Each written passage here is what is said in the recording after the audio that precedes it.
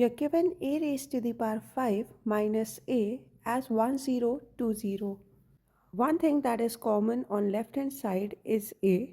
Take it out and you're left with a raised to the power 4 minus 1.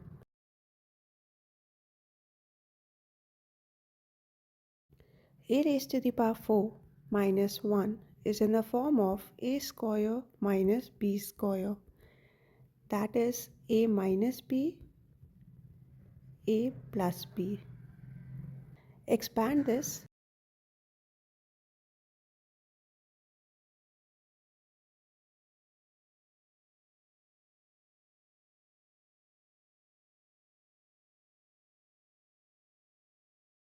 Again for a square minus 1, use the same identity.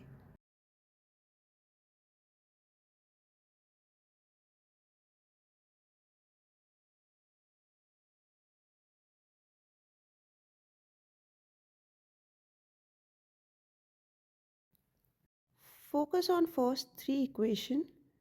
If we rearrange them as a minus 1, a and a plus 1, we get product of three consecutive numbers. If you factorize 1020, you get 2 square into 3 into 5 into 17. Now you can imagine if you have three consecutive number on the left side, on the right side if you look closely, you have 3, 4 and 5, also pair of three consecutive numbers. That means a minus 1 should be 3, a should be 4. The only number remaining is a square plus 1 and 17. So equate them. Subtract 1 both the sides. A square is 17 minus 1.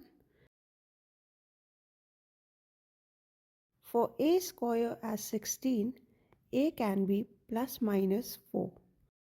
And from this equation we have a as 4.